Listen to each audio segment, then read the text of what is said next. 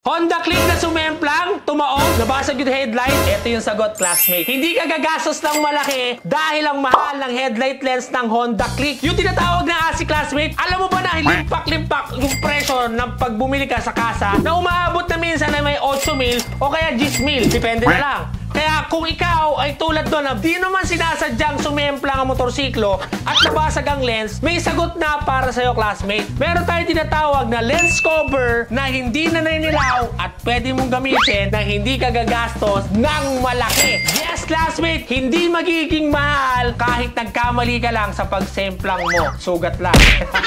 Kaya kung ikaw ay naghahanap ng lens na hindi aabot ng limpak-limpak na presyo, ay available to sa Secret Shop. At yung basag ng headlight mo ay mawawala na at magiging gwapo na ulit ang tindig ng iyong Honda Click. Available na to dito sa Secret Shop, classmate. Pwede mo na rin ipakabit at pumunta ka na lang dito. Meron tayong 5 available. Pinlex ko lang dahil alam ko ito rin yung problema mo.